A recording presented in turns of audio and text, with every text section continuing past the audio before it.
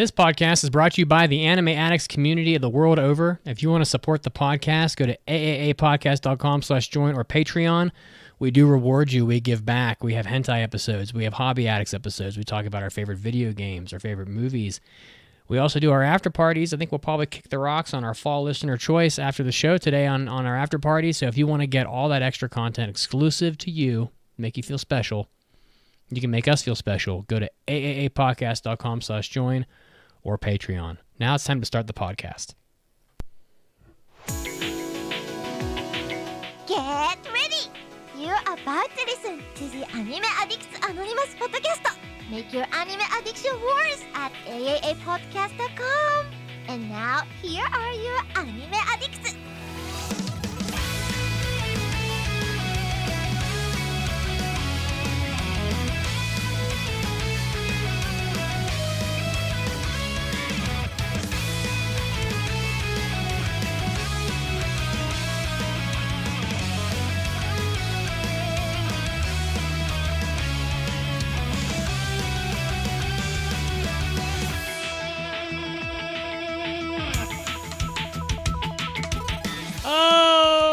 Welcome into the podcast, episode 701. We're living in a post-700 episode world here. And just like the changing of a new year, we have a new digit. Welcome in, all of you listening from home, all of you on Twitch, those of you that are mowing the yard, swimming laps in the pool, sitting in your cubicle, dancing in your chair, scratching your butt. Welcome to the show today, people. Welcome to the show. I am your host, Mitsugi, and I am joined by the finest, only the finest of anime friends. As she sneezes, it's Caroline. How are you doing? Hi. Not well. If you see me get, if anybody on Twitch, sees me get, a crazy look in my eye, it's because I heard another audio glitch, and I'm just one step closer to just punching my computer and breaking it. And I'm about to break. It has been so freaking bad today. If you're wondering why the heck we are starting at 5:18 instead of our regular 5:10, 5:15, I don't know. It's because of me. And because of my internet too, and its inability to get its shit together. And I need a little room to breathe. One step closer to the end, and I'm about to break. I have a relaxing candle on right now. It is not relaxing me yet, but hopefully it will get there. Hello, Mitsugi. It's so good to be here. Shut up when I'm talking to you! Shut up! We also have Mason on the drums. How you doing, Mason? I don't get the reference. Okay. It's Linkin Park. Caroline's candle is Linkin Park flavored. That's why she's close to sicko mode. Yeah, Linkin Park's so tangents good. aside. Oh my goodness. You know, I realized, Mitz, with your Mega Man glow-up figure behind you, it almost looks, for a second, just a modicum, just if you really squint, kind of like the Limp Bizkit logo. Yeah? The guy with the wide stance, the power squat with the hoodie. Anyway, that's funny. Bad new metal memes aside, glad to be here. Completely surprised that we survived episode 700, but here today, once again, to make your anime addiction worse, and not sing terrible music. Well, it was a very easy edit for me because I was pretty much unable to edit any of that because it was just too much audio. Exactly. But it was kind of like a put your hands in the air situation. But I did listen to it again afterwards, and it came out pretty well. It was a lot of fun. So big thank you to everybody who came out and contributed from the Discord. Honestly,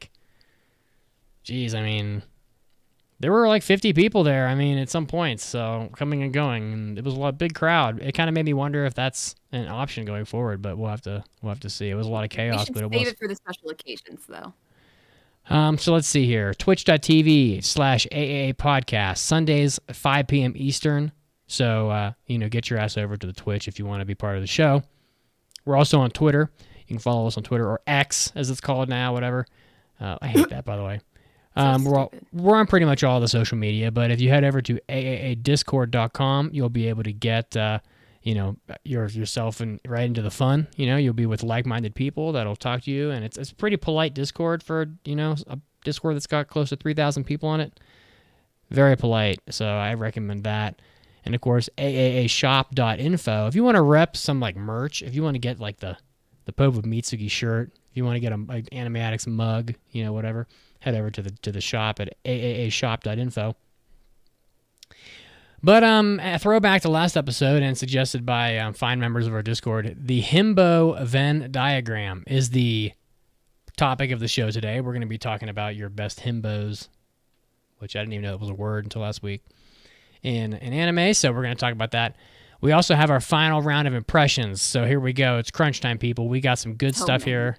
Only 2 will survive of this long list of what looks like 9 anime, Mason? Okay, I have a bit of an explanation for why there are so many. A lot of these are mine.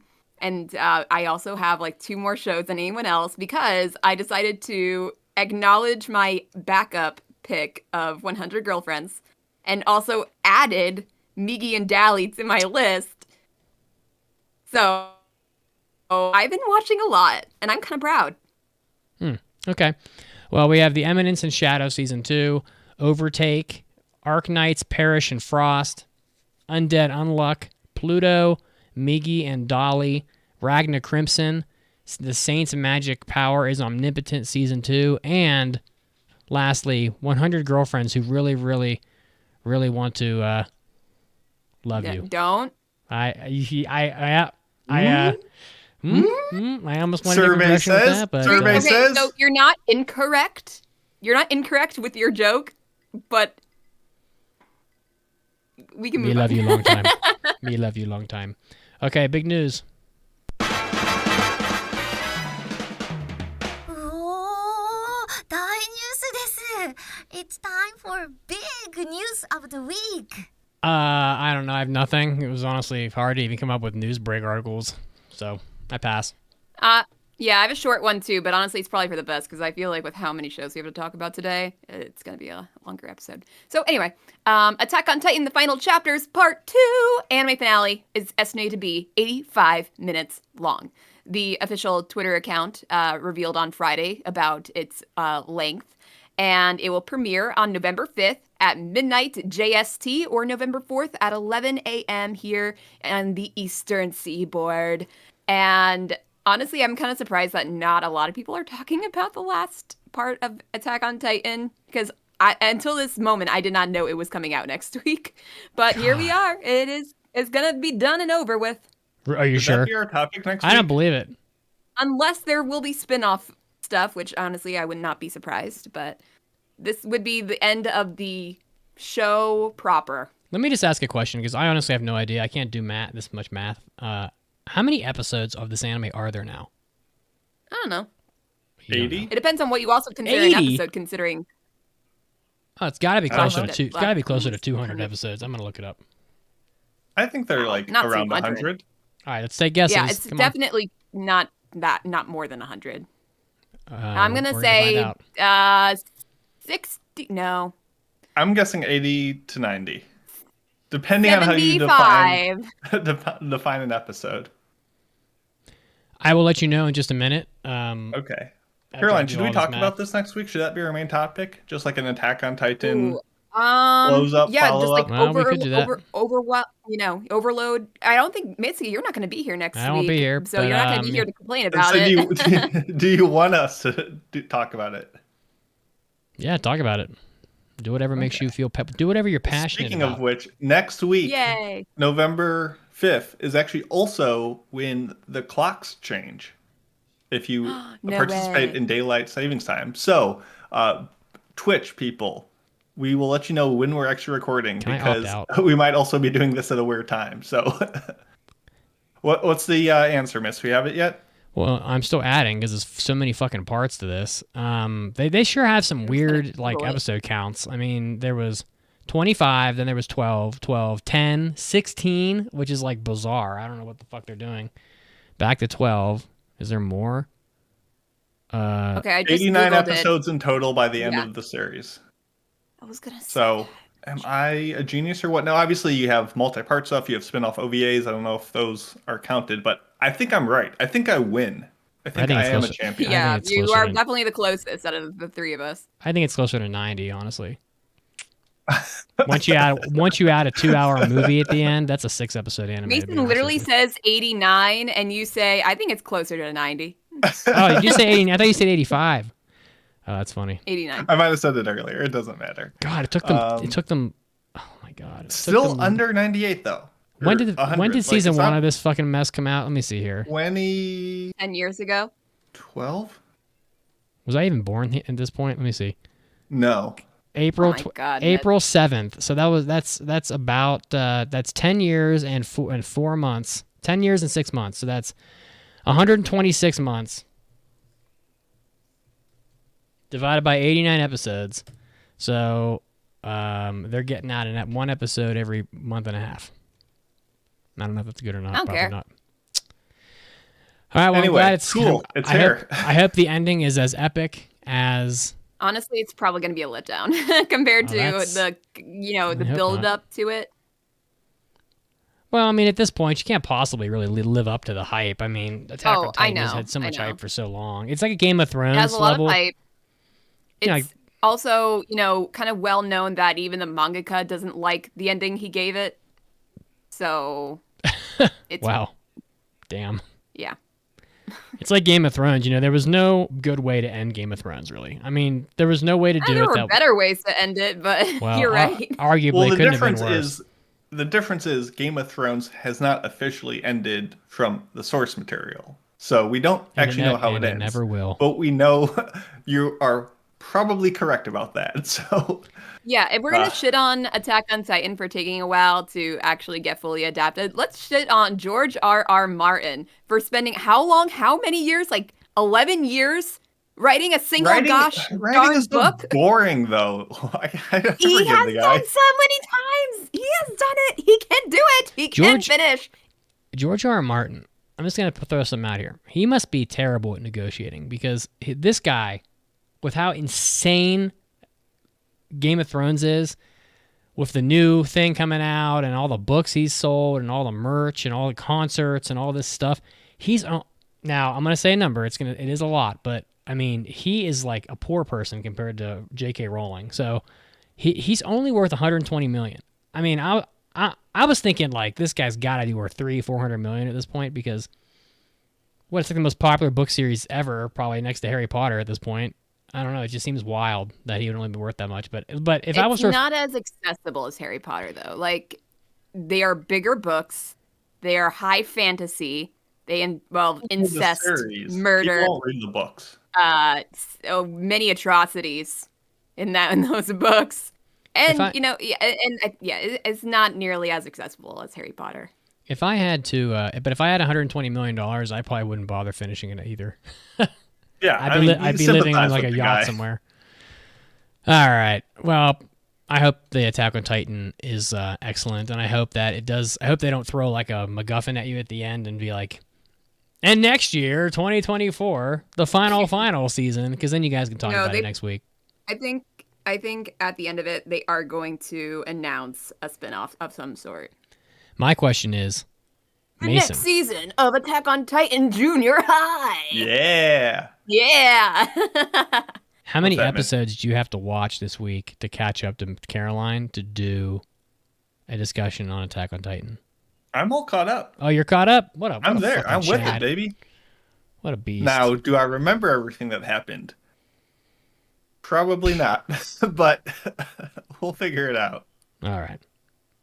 Well, my big news this week is that there are now 2 films in the works by director Kenji Iwasawa, who is a fantastic director. I've spoken about him before on episode 568 of Unexplored Pictures for doing the incredibly endearing and indie experience that is Angaku, Our Sound, about the 3 delinquent high schoolers who make a band with next to no musical talent or concept or more than 2 basses, but they're having a fun time and it's a fun movie. Check it out. But this guy revealed at the Tokyo International Film Festival that besides the already announced Hina is Beautiful that he's working on, he has another animated film already in full-fledged productions that will actually probably come out before Hina is Beautiful. So he hasn't revealed the story or the title. Says he'll make an announcement probably next year, but just the idea that this guy went from just hyper indie, doing everything himself, to now having 2 full films in the works is super endearing, and just you love to see when creatives get rewarded with funding and ideas and just the ability to create. So excited. If you haven't checked out his stuff, check out Angaku, check out some of his other side projects, and I'll probably talk about it in the future. And that's all I got. I should say also, right. for those of you that are big fans of the podcast, we're going to put the listener choice poll out here pretty soon. So it'll probably go up this week. So it might even go up tonight, honestly. So check out the website or go to the Discord or check social media for links to the listener choice poll. And I thought we had like let me check here.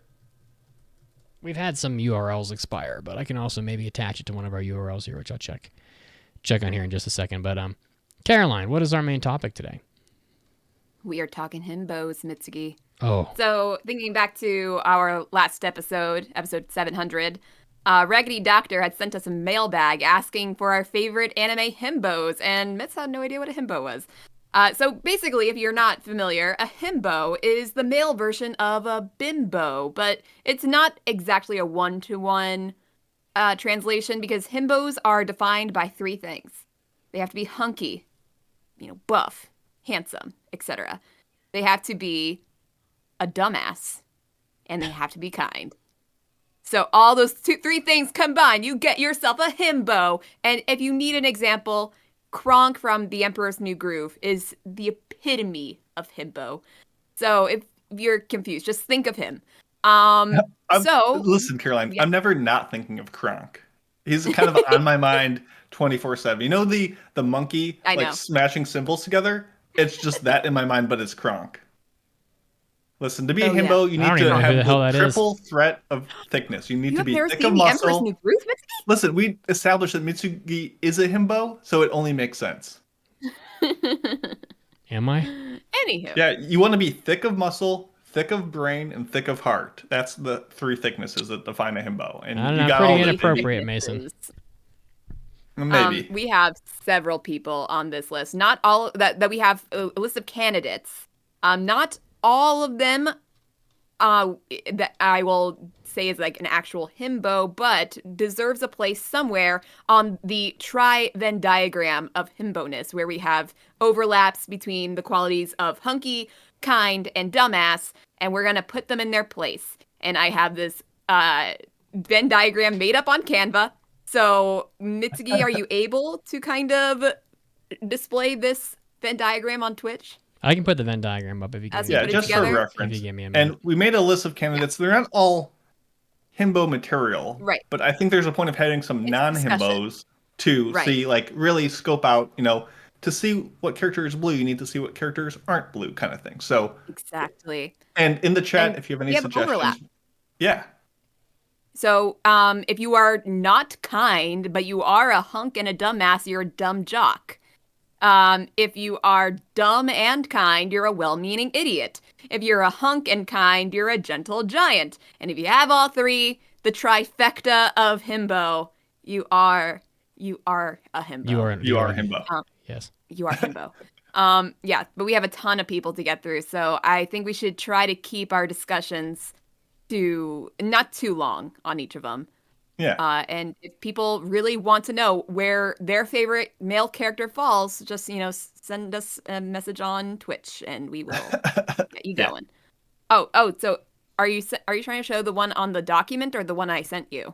I'm trying to show the image, but I apparently suck at the internet, so. Well, I kind of already explained the image. They don't really need to see that. I was kind of hoping we could show the Canva Venn diagram and how we're editing the names and where they go. You remember I sent you that link? I see the link. Over email? I don't remember that, but I do see the link. Oh, no, not the link on the document. Not that one. That one is only for people to look back at later. Go to your email. Sorry, I thought I sent you a message on Discord about Google.com. I don't pay attention to email. I rarely read the Discord either. So okay, please go to your email and click the link I sent you. Classic himbo material, boys. Yeah, you're gonna have to give me a minute though. Just go ahead and keep talking. We'll start. Okay, we'll just start. Well, how about we just we'll start going. And I'll edit where need to be. So the first person on this list here is Goku.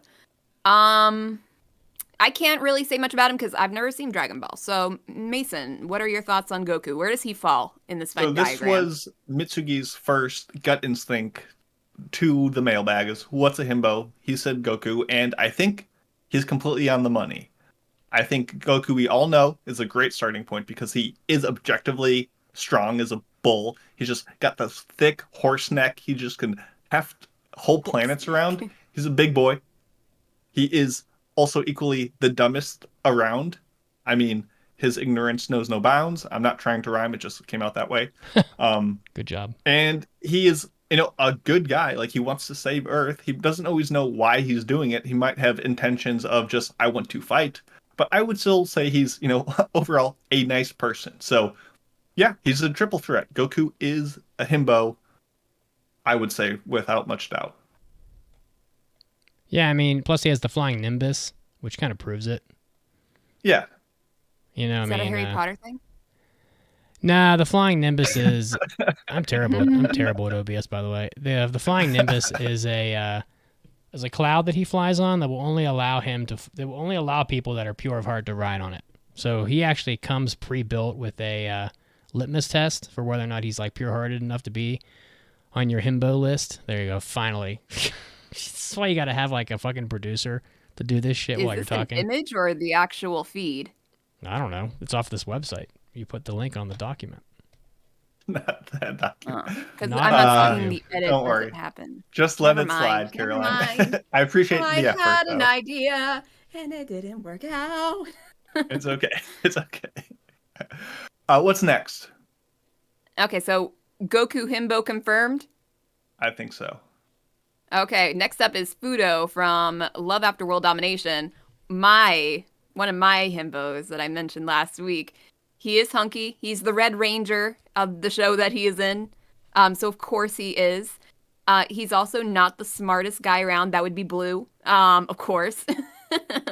But he is super kind. He is very loving to his girlfriend. Therefore, I can't say it for certain because, again, I have not seen Dragon Ball, but he's an even bigger himbo than Goku. Because he's not driven by any, like I feel like Goku has ambitions that he's driven by to do good things. I don't know about that. Fudo is just a very naturally good person. I think they're kind in different ways. I would say, at first, I didn't know if Fudo was dumb enough to be a himbo. I didn't think he had it in him. But then I was reflecting on the scene where he brought just protein bars for their date. And I'm like, okay, he makes the cut. And obviously this is a term of endearment, but he's a dummy. He's a stupid boy, but your heart goes out to him. I would also agree. I think Fudo is a himbo. I think you got it right. Okay. Oops, I messed it up. I don't know who Fudo is. We watched the show, Mitsugi. See the male character? He's pretty formidable. No, he's not. He's a good boy. Okay, next there's up is Genos. There's a lot of good boys. I mean, there's literally a himbo at the front of every shonen. Well, we will get to that. We will get to the bottom of that for sure. We will. Okay, next up is Genos from One Punch Man. His penis is made of metal. Now, I wasn't sure. Is he dumb enough? He's hunky. He's a hunk of junk because he's made of metal. He is kind. Is he dumb? Probably not. He's a computer. Just for like comedic effect sometimes. I think he's more in comedy, just as a like alter version to Saitama. I don't think he's dumb enough, and even his hunkiness is, while he is strong, like he doesn't feel like a gentle giant to me. Something about the himbo, to me, is bulbous muscles. He needs to look like a water balloon at all times. And while he is sleek and got that lean muscle mass, I don't know if I would call him a gentle giant or a well-meaning idiot. Like, he kind of just is in the gray area. Like, he could kind of be all these things at times. But he's just kind. He's just kind to me. I disagree. I don't know. I think he, I suppose compared to Fudo, he's not as much of a himbo or Goku. Yeah, I mean, it's tough because we're starting off with two strong candidates. Yeah, you're probably right. This is unfortunately not an all-you-can-himbo buffet. We need to... I think he can be at moments a himbo, but not overall. Himbo light. So I'll give you that. I will put him in kind. Sounds good. Well, we can move him around later if we get to the end and we're like, okay, we'll change our mind. All right, your live feed is now up. Wonderful, thank you. Oh, baby, we are so in it. You're only enjoying this on YouTube and Twitch, so if you're not watching, it's okay. We still love you. Next up, we have Ippo from Hajime no Ippo. Maybe not a dumbass in quite the same way because he's pretty fucking dumb. Is aware of stuff, but he is in the same way as Fudo. He's kind of new to the game, dating, relationships, just boxing as a whole. He needs to be mentored. He needs his hand held a bit of the way, but he has that innate strength. He becomes a thick, strong boy, and he's just the kindest out there. He's just the most pure-hearted. Yeah, while he's lugging around these like 70-pound fishing utensils or whatever that he has to carry, he's a good boy, and we love him. And I think he's, if not a himbo, at least a himbo in training. He will be a himbo one day, and I think that's enough to get him there. He's taking a lot of blows to the head in boxing, so he's losing brain cells by the minute. And and he's jacked as shit. All right, so is he a dumb jock then? Or is he kind? He is kind. He's very definitely kind, yeah. Oh, okay. I would call him a himbo. Partially not paying attention. He's the kind of person who his special ability in boxing is just, what if I just move and not get punched? And then punch them. Like, that's what the level of intellect we're dealing with. So I think he gets up there. He was my number one thought for himbo. Are you moving these names in real time? Because I'm not seeing it happen. I am. I don't know. I've never tested that part out. Maybe if you just refresh the page, it'll work. I think this website's just terrible. No, Canva's awesome. Well, it's not working, so it's not that awesome.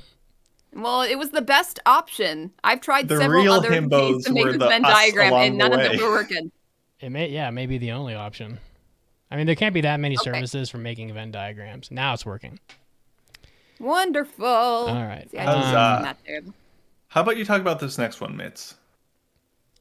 Probably a long shot, probably not in the middle, but Onizuka, who doesn't get talked about very much for how just flat out great Onizuka and GTO both are.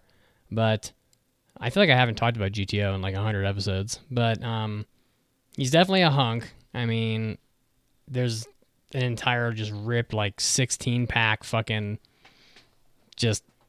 When Onizuka takes his shirt off, he's fucking jacked. I mean, I only have to present a photo of him where he's got that sledgehammer in episode 1 to pretty much seal the deal there. He is kind. He's a little bit of a perv, but he is kind. I mean, he takes like 6 bullets for one of his students and nearly dies. But I'm not sure if he is a dumbass or not. Like, he seems like a dumbass, but then he does ace that one exam that the teacher said he had to get 100 or they wouldn't let him be a teacher anymore, and then he gets 100 anyway.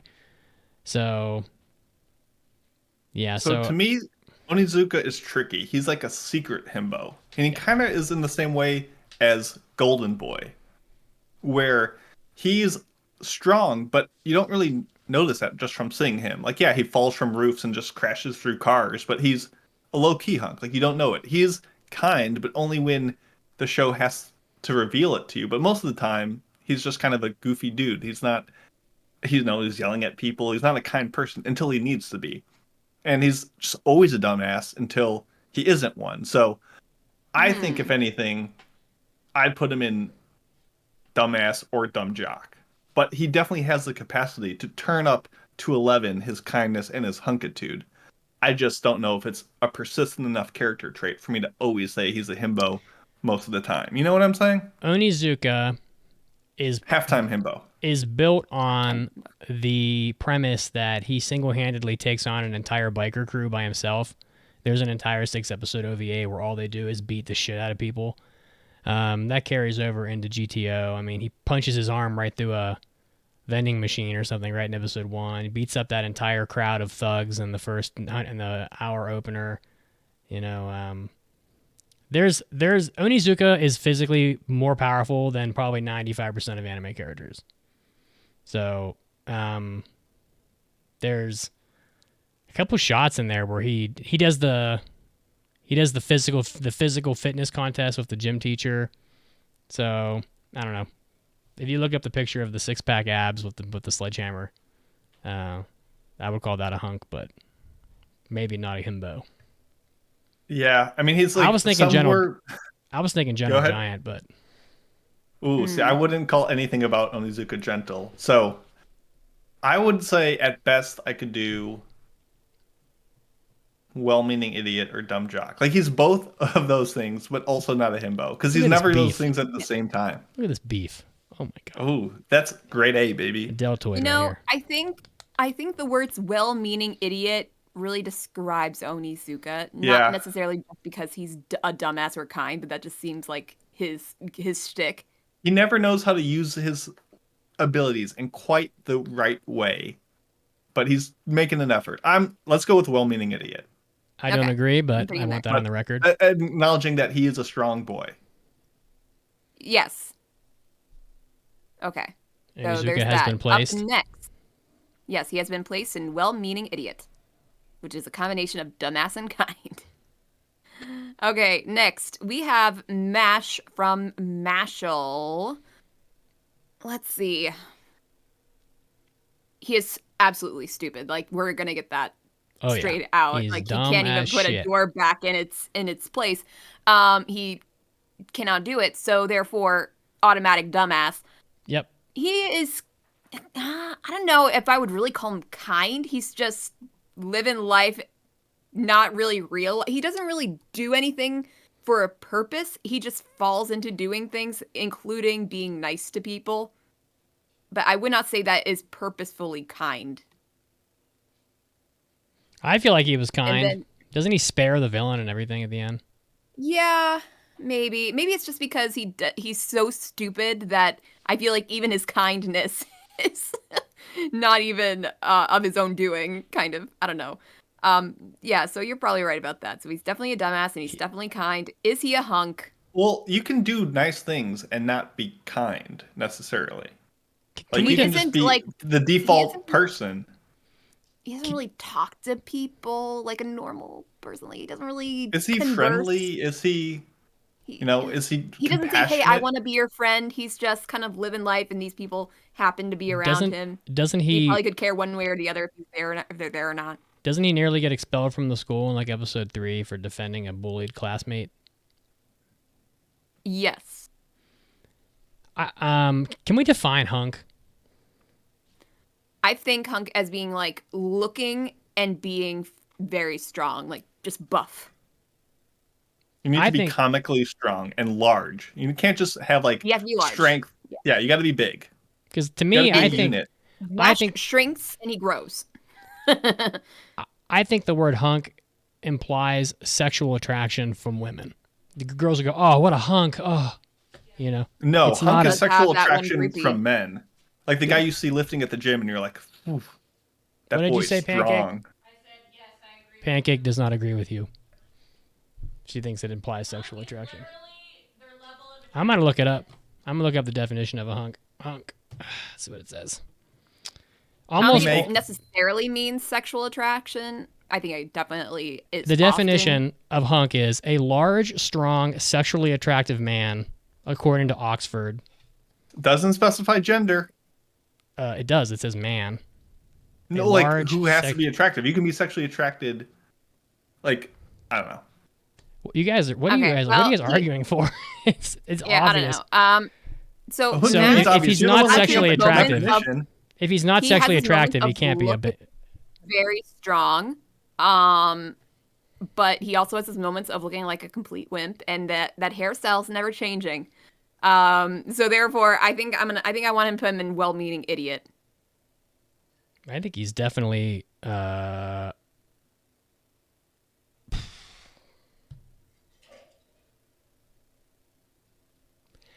I know this is hard because the entire point of MASH is that he can pretty much beat up anyone. So to completely eliminate him and put him into a category that like the main character implies he's not strong. The well-meaning idiot is basically the main character from Konosuba. Like Onizuka doesn't belong in there either. Right. That's just a bumbling guy he's nice, but he's stupid, but he's like just a worthless dipshit. So I don't think Onizuka or MASH belong there because that doesn't seem to fit either of them. Do you think they're both himbos? No, I kind of thought Onizuka, if anything, was Gentle Giant still, and I think that MASH is probably Dumb Jock. You know what? I think he's also kind of dumb jockey. I mean, the whole point of that show, it was called Magic and Muscles. I mean, the whole point of it was that he was muscles, so to put him at the bottom eliminates him from the red circle.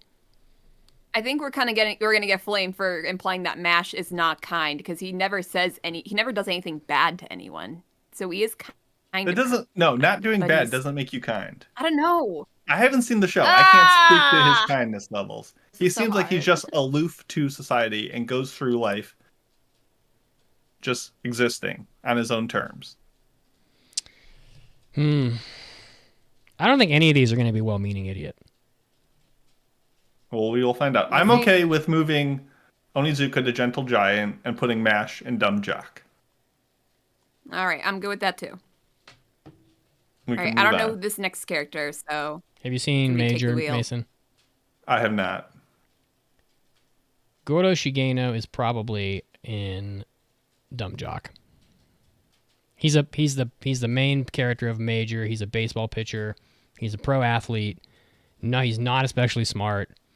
He's not cruel and not unkind to people, but it's not like his number one trait. So he's not looking very thick to me, though. Well, he's a professional athlete, so I don't know. Like, he's not Hercules from the Disney movie. Yeah, you gotta be Herc, my dude. You gotta. I don't know. That's just my definition. But if you want to put him in Dumb Jock, that's fine with me. He's literally a jock, so.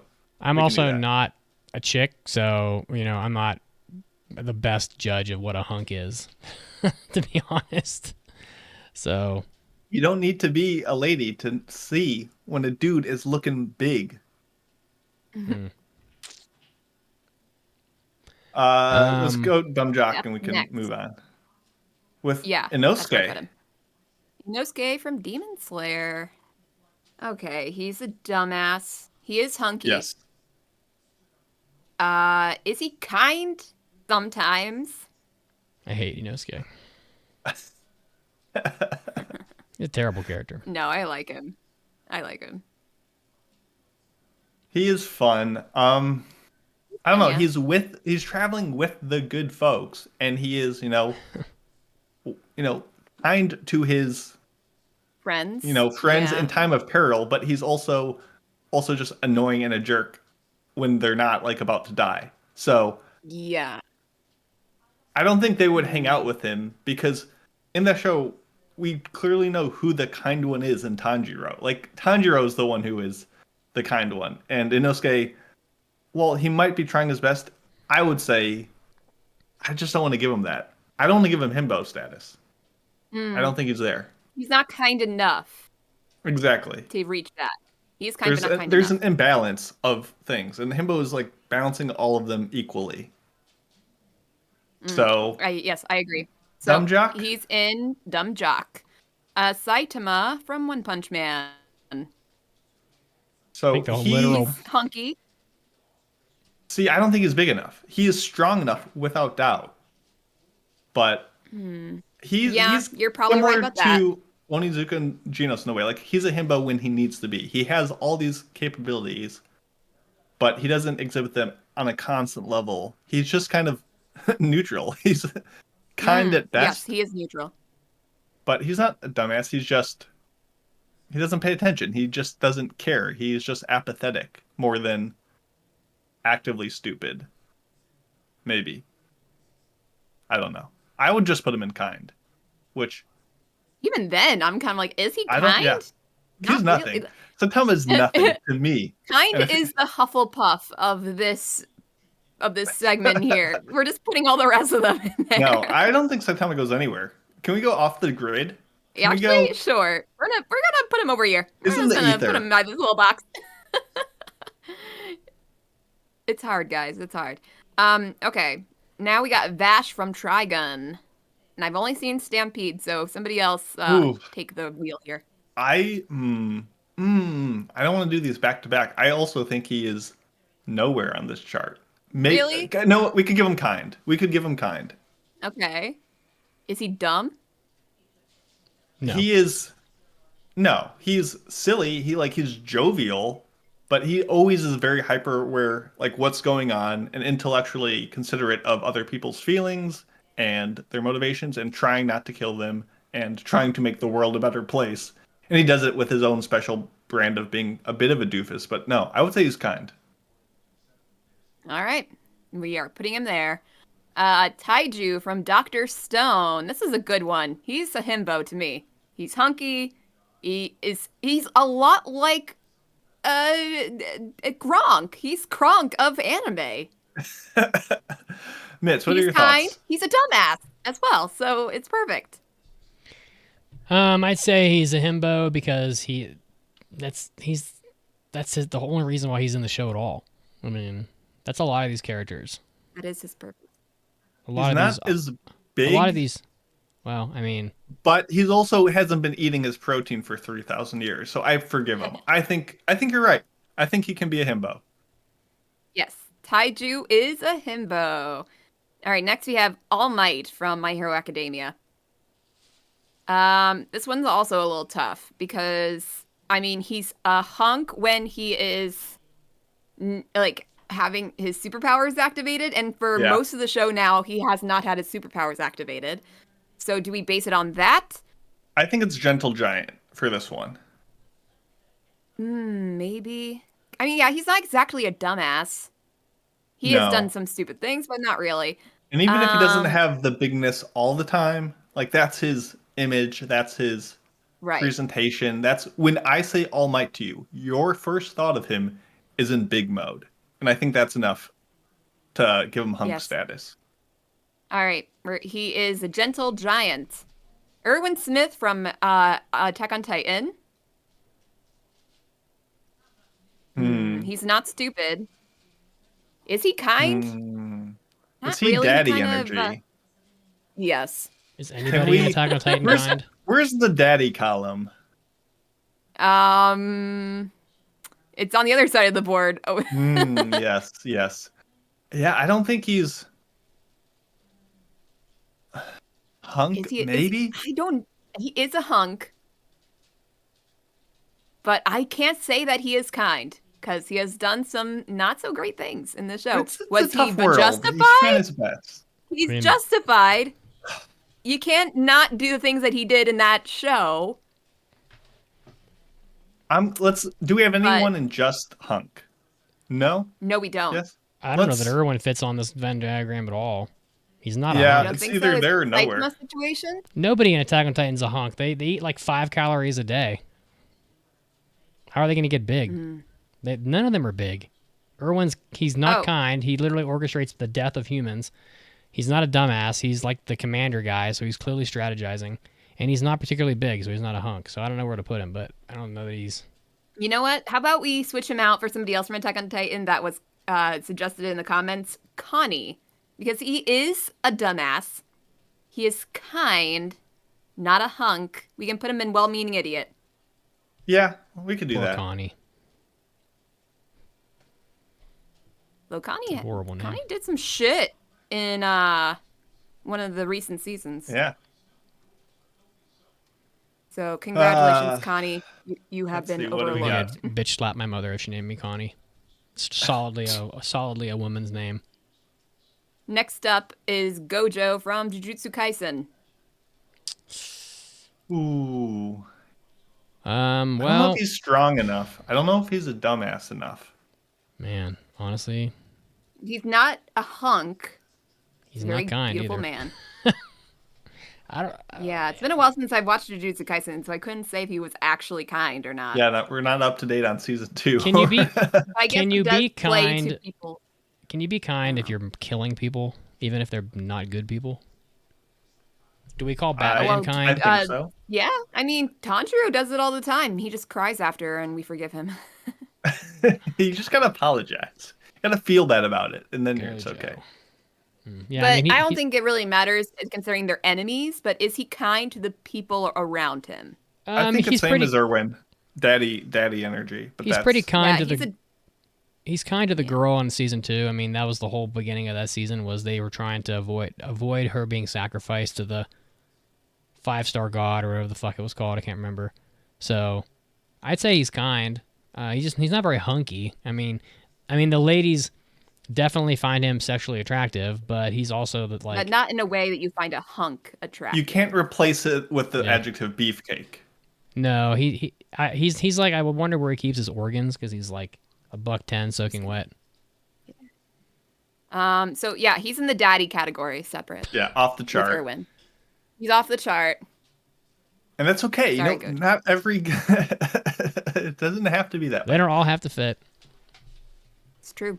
All right, now we got Luffy from One Piece. Yeah, I thought this would be a good, we talked about, all, shonen main characters are himbos. I don't think so. He's strong, but he's not a hunk. I would put him in well-meaning idiot. I think that's where a lot of these shonen characters reside, because he is kind. He looks after his crew. He looks after everyone. He's dumb. I mean, maybe we could put him in just kind, but I think dumbass, especially early on in the series, his just propensity for food is very himbo-esque. So well-meaning idiot who just also happens to captain a pirate ship, I think, is Monkey's place. All right. We're putting him in well-meaning idiot then with Connie. Rider. Yeah. Is this the big hairy rider that looks this like... This is the big hairy rider. So like this Genghis is Rider Khan. from Fate Zero, known for the red hair. And this guy I would put also similar in Gentle Giant. He's thick, he's mean, he eats his greens, but he's not a dumbass. Does he skip leg smart day? Boy. He does not skip leg day. I didn't think so. I mean, he doesn't skip foot day either. Those things are frickin'. They have big ass feet. They look like my Armored Core build with the whole treads. He's got some thick. He looks like a Dr. Robotnik robot with his giant red shoes. Yeah, just about. He's got some Saurus-sized shoes. Anyway, Gentle Giant for Rider, I think. And then similarly, or actually no, the last one. On Alex our list, Louise Armstrong from Full Metal Alchemist. Sorry. Right. Full Metal Alchemist. He is what do we think? Automatic hunk. Not that I find him the most attractive man on this show, but he is hunky. Look at those muscles. It makes up for his unfortunate hair. What are you talking about? His mustache is pristine. So he is a hunk. Mm-hmm. I don't think he's really done anything dumb in this show. I can't remember. It's been a while. It's been a while, too. I was wondering when you guys remembered. I feel like he just generally wasn't the most socially conscious person. But yeah, it's been a hot minute. He's a bit goofy, but I wouldn't call him a dumbass. Okay. Kind? I think so. Yeah, I'd say so. He's one of the good guys. I don't remember exactly good what he does. Old Louis. But he has a cool handshake, and that's enough to make me love him. So I would say either Himbo or Gentle Giant. That's someone who doesn't remember FMA from all those years ago. I don't know. What does the chat think? Is his goofiness enough to put him in the Himbo, despite his lack of being dumb? I don't know. We'll just put him in Gentle Giant for now, and after people respond in the chat, we can move him later. Yeah, when I compare after the news break, that's a trivia question. The people here, I compare him between the people here. He's a lot more like All Might than he is like Taiju or Goku or Fudo or Ippo. Yeah, exactly. So therefore, Gentle Giant it is. Perfect. I think we've got a pretty robust, girthy list of some delicious himbos here. Do we have any characters that would just fit in dumbass or hunk? they wouldn't be the main characters. They would be like characters, like side characters. Or the funny guy who's big, or the funny guy who's dumb. Like that's usually where that solitary role lies. The guy from from Mob Psycho 100, from the Body Improvement Club, the president, Himbo. He's not a dumb ass though. He's a good boy. They're his name literally Himbo. I would do Gentle Giant. His name's not Himbo. I don't remember what his name is, but in my mind, I would put him in Himbo. Okay. But I'm not gonna put him on the list right now because we would be here all day. But trying to see if there are any anime characters named Himbo. I just don't see them. Oh, you never seen the classic Himbo, the White Lion? I haven't. I'm still looking. I mean, I would need some time to think of people that solely fit in hunk or dumbass. All right. Okay, what's the protein guy from How Heavy Are the Dumbbells? Agretzko. Oh. Or Machio Machio would be Gentle Giant. Or actually no, he just hunk. The protein guy from Agretzko is just like protein. Like that's the only thing on their mind. They could just be hunk. I don't know. Let us know in the comments what characters you wish we talked about and where they would fit on the classic Himbo Venn diagram. And thank you for putting this together, Caroline. This was fun. Oh, I'm a sucker for a Venn diagram. So, if people who get the show notes want, they can click the link to see the public view of the Venn diagram. The reason why that link was there so they are not able to edit the Venn diagram. Anyway, so you can check it out there, and I'm sure we'll have Kaiden send out an image of the Venn diagram on our socials this week as well. So if you want to be on the lookout for that. So let's head into our in-show weekly trivia question. In the anime Ragna Crimson, what year is it in the opening episode? And now we'll head into the news break, and we'll be back. And we have a massive amount of predictions to do. So we'll be getting into that soon as well. So we'll be back.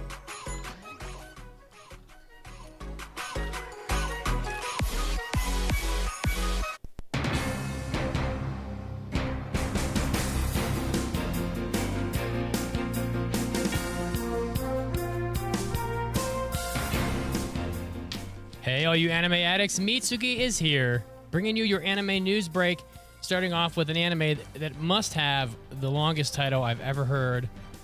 In English, the villager who was abandoned was picked up by an aristocrat and awakened a legendary divine skill, which is like an entire paragraph of Japanese. I can't read it all. It's a light novel, and it looks like it's going to be getting an anime project. The anime was originally announced on the 48th and final episode of the Kappei Yamaguchi's dramatic radio program, which may or may not be a big deal, but it's on the Hibiki radio station that apparently has a lot of people listening to it. That radio drama began on June 2021, so it was part of a mixed media project for that series. Migi began writing the isekai fantasy novel on the Shosetsuko Minato website in 2020. Seems to be pretty popular, about Mateo, who was supposed to be just a common villager, is reborn as the grandson of an imperial aristocrat. Lawrence spends his days doting on his powerful grandfather, blah, blah, blah. But his magical abilities become awakened, and it's revealed that he possesses the strongest magic power ever recorded, which just sounds like every other isekai that's come out, but this one has a longer title, so we'll have to see when that one comes out. I don't believe there's a release date just yet. Next up, Crunchyroll service launches on Prime Video channels. So it was announced that they're going to be collaborating with Amazon to distribute Crunchyroll subscription service on the Prime Video. So it's now available on Prime Video channels in the US. It's going to be launching in Canada, Sweden, and the UK as well before too long here. You're not going to wait very long. They're offering its fan and mega fan subscription tiers through Prime Video as well, which includes offline viewing in addition to ad-free streams. So I don't see the point. Go get Crunchyroll on their own app. I don't know why you need it through Prime Video, unless it's free. I don't know. Crazy. Next up, second season of Tone Demo Skill De Isekai Horo Meishi, or Campfire Cooking in Another World with My Absurd Skill, is getting a second season. The anime was produced by MAPPA in 12 episodes in the winter of 2023, which not long ago. Of course, this anime adapts Ren Eguchi's adventure fantasy light novel, which began also on the Shosetsuko Minato website, which just seems to love isekai craziness. So it looks like the 14th volume was released on the 25th of April, and there's 7 million copies in circulation, which is quite a lot. It's up there with Dress Up Darling. So if you're a fan of this one, it's going to be getting another season, so look out for that. Next up, well, Japan was very prepared for Halloween this year. Halloween hasn't happened yet, but I think that they expected the Halloween parties in Shibuya to already have happened. A tremendous amount of security was put in Shibuya to protect the Shibuya ward from, just unruly crowds, from flipping over cars or the other kind of crazy shit they did in previous years. But it seems like measures to deter the crowds have worked, including a ban on street drinking, which has been effective, and there were only a handful of people that had costumes at all in the crowds that ventured into that area of Tokyo where police use yellow tape and whistles to guide pedestrians as they cross the scramble crossing. So I could just imagine the mayhem, and I don't know why anybody would want to have a street party on that crossing in Shibuya, because it's millions of people at once. I don't know. It's crazy. Anyway, so it looks like Japan has effectively staved off the Halloween madness in 2023.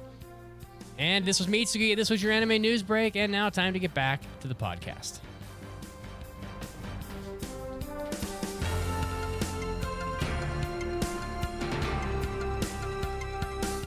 Hey, Anime Addicts, this podcast is ad-free, and if you want to keep it that way, you can go to aapodcast.com/join or patreon.com/AAApodcast. You're going to be getting 8 exclusive podcast episodes per month, our hentai episodes, our after parties, and our Hobby Addicts episodes. And today you'll get to hear a story where I was confronted by a naked Santa Claus in a bathhouse. What? Of course, this is all very ironic since this is also an ad, and I just said that we wouldn't play any ads.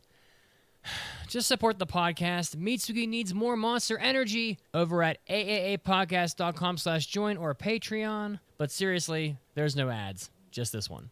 Maybe. And now, great moments in Anime Addicts Anonymous history.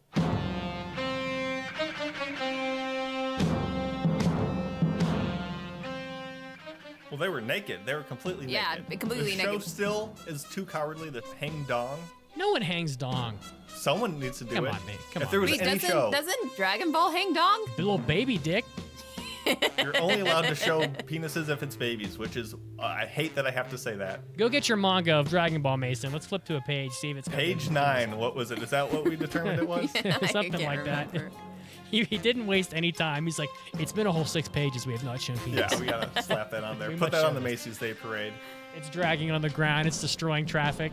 Cars are flipped Jeez, over. okay. Goku's giant schlong. Moving on. I have a question. When Goku transforms into a blue-haired Goku, do the carpets still match the drapes? Doesn't his eyebrows change as well? His eyebrow color? Yeah, probably. Then I can think most definitely that the carpet has changed. There you have it.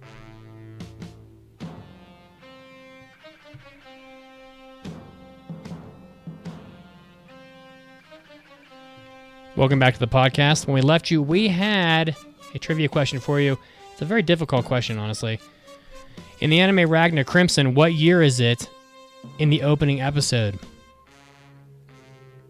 Year of the Sun 498. So, if you remember that, you're like Rain Man or something, so that's pretty tough.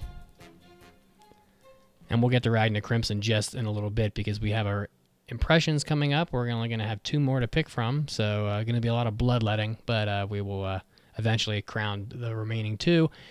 And then again, after the show today, I'm probably going to release our listener choice poll. So if you're listening to this on our normal Thursday, Friday release schedule, you'll have several days after that, after this episode comes out on the RSS feed across podcast platforms, to go ahead and vote. So make sure you check the Discord, make sure you check the homepage of the website, check social media, etc., so that you can get the and don't wait on link. it because once we see that there are 3 obvious winners, then we're gonna close the poll. So don't wait. Get your voice in. Sometimes I do close it if 3 are just running away with it and I want to just get it over with. But all right, it's time for mailbags. It's time for an almighty anime mailbag. Anime.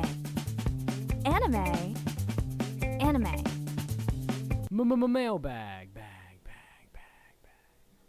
If you'd like to submit a mailbag, go ahead to AAApodcast.com and click the mailbag button like Jason did. Probably one of the most normal sounding usernames we've had in a while. Jason says, Dear Addicts, my question for you this week is about binging anime versus watching week to week. I'm not a binger. Even when I'm watching a show that's fully complete and that is decades old, I will watch 1, maybe 2 episodes of any given anime title on a single day. I like to space them out and give my brain time to think about what just happened and what might happen next.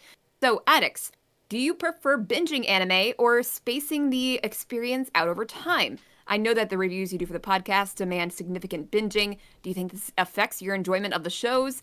Can you think of particular shows that you binge for the podcast that you might have enjoyed significantly more or significantly less if you had watched them week to week instead? Thanks for making my anime addiction worse. Mitsugi. I like watching anime for about an hour, roughly. Some anime are just not paced in the right way for binging, if not a lot is happening, then, and some shows are like that, then they're probably not good for binging. I mean, not every show is loaded with action beats or whatever. So, it's just, if the pacing isn't fast enough, then you're going to lose your focus if you have to watch it for like 3 straight hours. So, So Slice of Life isn't a great example where I don't know that, and I think it's better to be watched weekly. Like Insomniacs After School, that anime, it was fine, but I mean, there wasn't a lot of excitement or anything really interesting happening minute to minute to keep you just glued to it, in my opinion, especially if you're a viewer like myself. Whereas, I'm counting literally every day of the week now for more MF Ghost because they stopped the last episode at a multi-car downhill race, and it's they're literally ending episodes on cliffhangers and stuff, and I'm like, well, that's more of a show that's going to just push you into the next episode because you want to see what happens. It's I don't really give a fuck what happens in Insomniacs After School. They're gonna be sleepy and take pictures of trees or some shit. I don't know. So, but I like watching it about an hour at a time. Yeah. So for me, there are definitely shows that I had more negative thoughts about because I had to binge them. But there are some shows that I really enjoyed binging.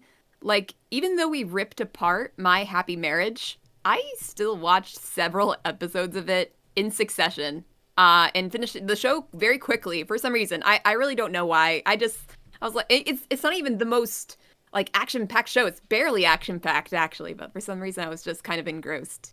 And even so, we did not really give it a great review. But there are certain shows that are easy for me to just hammer out. But then there are shows like Aquatope, which made it so hard to watch all at once. It was I agree. Difficult. If I had watched that one week to week, I still don't think I would have loved it, but I probably would have tolerated it a lot better. And then you have another side of the spectrum here with a show like Mushishi, which I never binge watched Mushishi. I only watch it once in a while when I feel like watching an episode. And I love that show. It's just not something, the enjoyment in that show, it's not from watching a ton of episodes. It is just getting that, that little punch, a little punch of Mushishi in your life, and it goes a long way. I agree. I don't think Mushishi has enough pacing to be watched for 2.5 hours at a time. It's just too... There's no character development. There's no overarching story. It's just a kind of bland main character. You can like him, but a bland main character. You watch him do some stuff. You see him travel around, and you leave it at that. It's not really... Well, the biggest thing is each episode resolves. It reaches some sort of conclusion where you're like, okay, I'm satisfied. Whereas Initial D, you start it at 8 p.m. Next thing you know, it's 3 a.m. and you're 3 seasons deep, and you're like, what the... Every show is paced in different ways, and it's not good to have a hard and fast rule. But if you have the privilege of not needing a deadline where you have to watch 12 episodes of a show by a certain day, watch it based on however you want. I mean, I think, it's really those... Because you talked about, how does binging affect our enjoyment of shows? And I think at the very best shows and the very worst shows, it doesn't matter how you watch it. Their quality will shine through. That said, I do think something like Villain Saga, watching that in a binge, probably helped us feel like, oh, this is going somewhere, and it had constant progression versus people who watched it week to week and were like, oh, nothing happens in the show. I watched 20 episodes and all he did was rake one leaf and chop down one tree. It's like, no, like when you binge it, you can see how it all connects. Where something, slice of life, like Mitt said, or comedy, for me, Uncle from Another World, watching episode after episode back to back with kind of the same jokes and same kind of formula really irritated me. Whereas if that was week to week, maybe, oh, it's a nice little, oh, I remember that joke. Oh, that was a cute little throwback, and you get a little dose of it, like Caroline was talking about with Mushishi. So binging and waiting all have their place. You just got to go by the show and how excited you are to watch the next episode. But I'm so glad I don't have to watch MF Ghost week to week, because that'd be awful, and I'm excited to binge it. Yeah, so, it's very bingeable. It's going to be like Initial D. You just blow through it. Yeah. And so, you're like, got you. So there's some anime where you just put them on and you're like, Jesus, it's over already. Like, yeah. And it's like, where the hell did 20 minutes go? And then there's some anime where I'm literally checking my phone every 90 seconds because I'm just dying. Yeah, and I'm afraid when we get to the Freyrin review, you're going to be like, oh, I have to watch 28 episodes of this? This is God. Like 28? A drag. I better fucking 28, my dude. Now. Exactly. But it's better week to week, but then it has those pockets where it all of a sudden like ramps up and you're like, oh, I can't wait till the next episode. So it's tricky. It's hard. Just watch when you want to watch, what you want to watch, and you'll be okay. But thank you for the mailbag. And with that, it's a good question. We can move on to our final round of fall 2023 impressions. So, as Mitt said, listener choice coming soon, so be on the lookout. But so far we have passed Freyrin, MF Ghost, Shangri-La Frontier, and the Apothecary Diaries. I think on our show notes, it says the Apothecary Diaries. Yeah. My milkshake brings all the boys to the yard. Damn right. You're right. Mm-hmm. I was like, am I having a stroke? Or nope. Anyway, so we have a bunch of reviews. In fact, I wrote it twice. We're gonna rip through them real quick, and anything we don't pass will come on listener choice. So let's start with Caroline, because you have quite the gamut. You made me feel like I was going insane. I know. I'm sorry. It's okay. I'm gonna try my best to keep this as brief as possible, but I don't know how this. We're making good time. Get your points out. Okay. If you need me to hurry up, please let me know. So first up on the docket today, Undead Unluck. So this show is about a girl named Fuko who over the past 10 years has been afflicted by a condition that brings extreme misfortune to anyone that touches her. This has led her to live a life of seclusion, since any skin contact can cause crazy accidents to occur where people can be seriously injured, or in the case of her own parents, killed tragically. Like, holy shit. That was tragic. So Fuko was planning to commit suicide once she had finished her favorite romance manga, but then came along a strange naked guy who could not be killed by her condition, which is called Unluck. So that's her abilities, Unluck. And he has the ability called Undead, and he has lived for centuries, never aging, never dying. However, he has grown tired of life, and it's his belief that the only way out is Fuko's Unluck. So while he tries to figure out how to die, a mysterious organization is hunting them down to kill Fuko and imprison the guy whom Fuko names Andy, because he can't remember his name, so she names him Andy because his ability is undead, and I guess in Japanese, undead kind of sounds like Andy, So I can hear it. Yeah, I guess. Yeah, it's a little more obvious when they say it, not me. Okay, so overall, this ability system, all the uns, like undead, unluck, whatever, it's really confusing, but very interesting too. Because all these abilities undo something.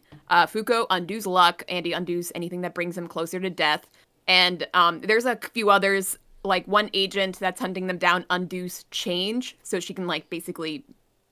It looks like she's making invisible barriers, but what she's really doing is preventing whatever is in that barrier from changing. So that really plays into how they defeat her later on and blah, blah, blah.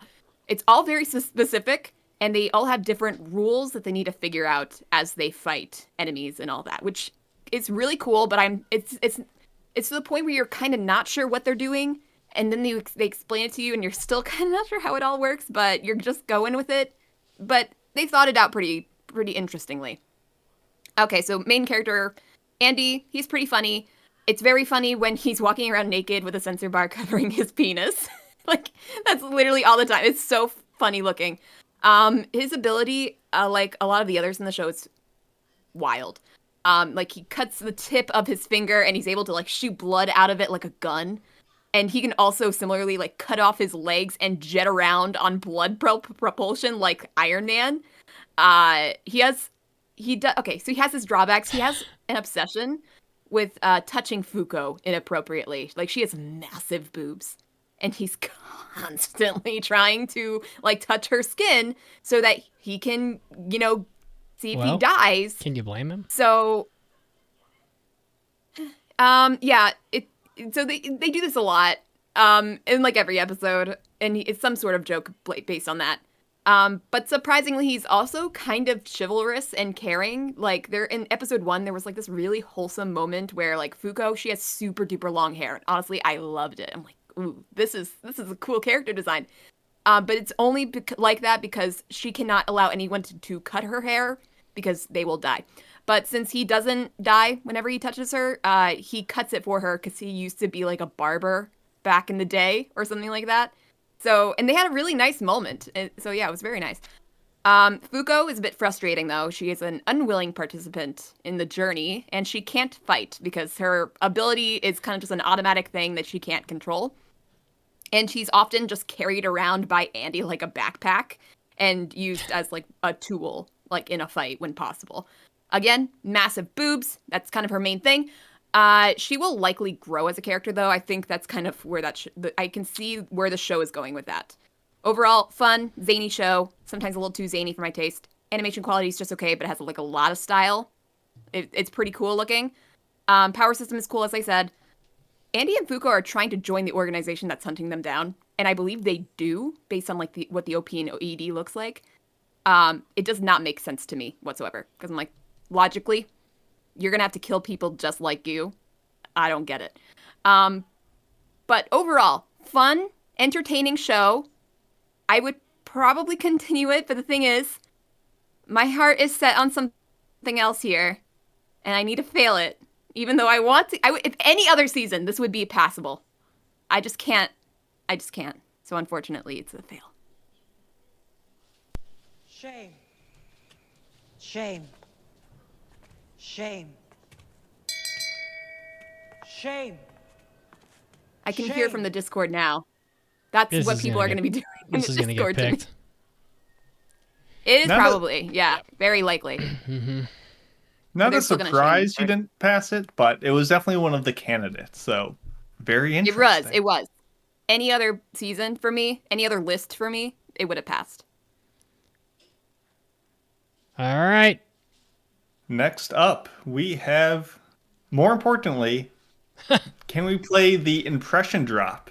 Oh my gosh. Because Twitch realized that I interrupted and today we're going to be doing impressions. Impression time, believe it. Jeez, you guys are so needy. Come on now.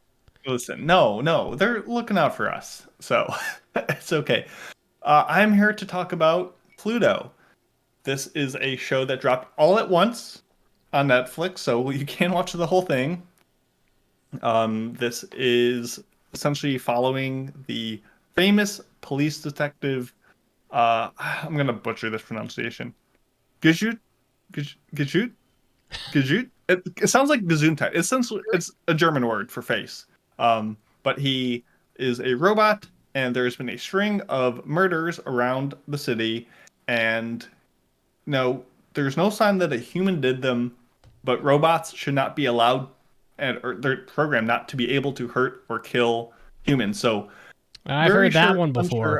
It's Law 13th of robotics. Anyway. Kind of like that self-driving car that dragged that person 30 feet down the street in San Francisco. I mean, it was still driving. That's what you want it to do. Yeah, while they were under it. They were literally in the wheel well being like screaming. Gotta go fast. Anyway. Oh my gosh. Gotta go fast, bruh.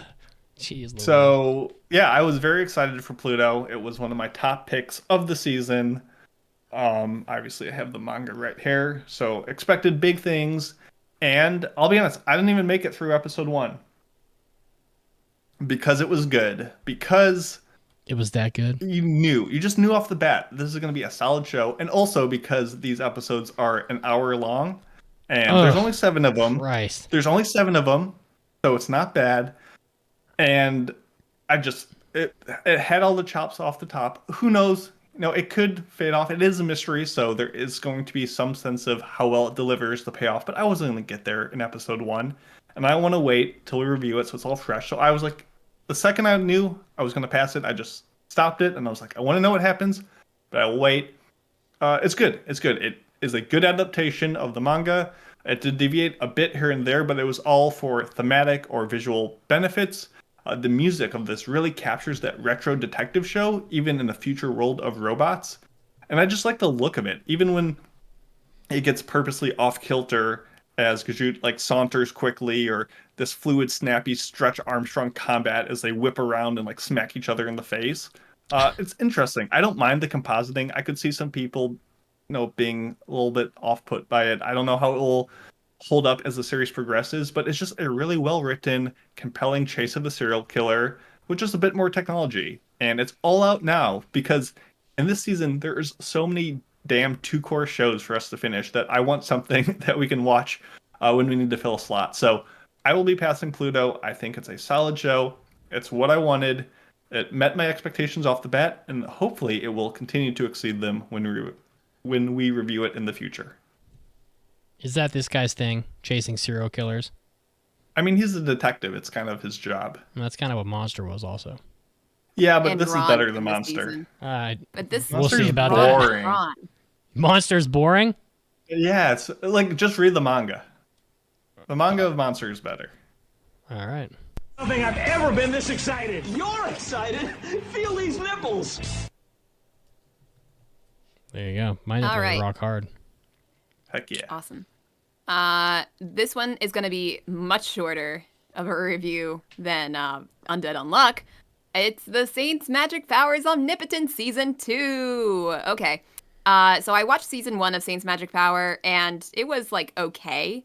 The quality of it really went downhill by the end of the first season, but it was not my favorite isekai, but I was kind of interested to see if Season 2 would be better, so I decided to watch one episode, and unfortunately, not only is it not better, there's absolutely no way it can compete with the other shows in this season.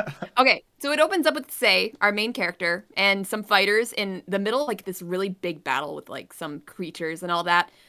But the thing is, that was just a flash into the future.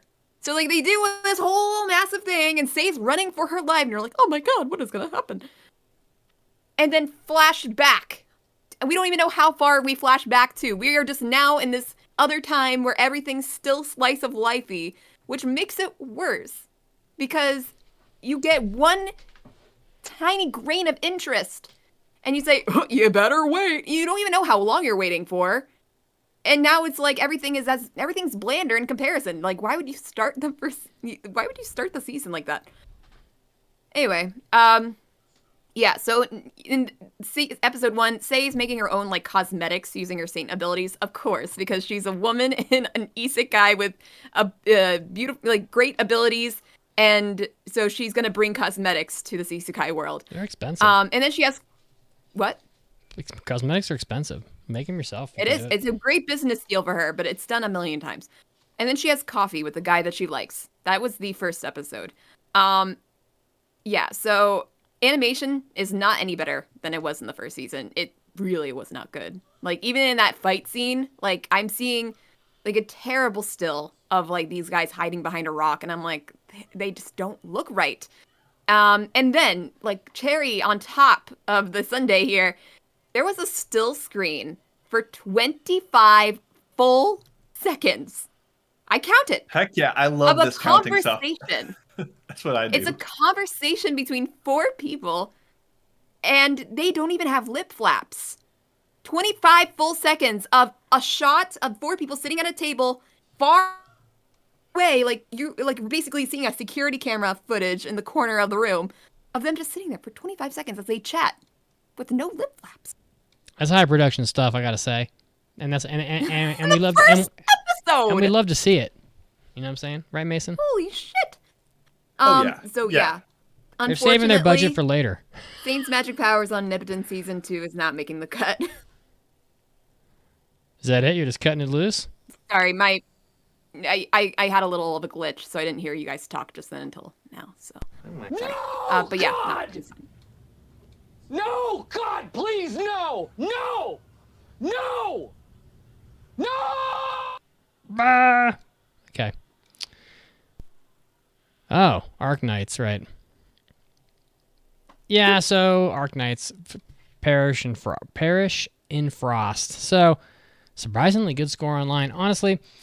So Arknights based on a very popular mobile game. I played the game for the better part of, I don't know, 6 months probably, and you could pretty much tell that the game is. I mean, it has at least the same characters.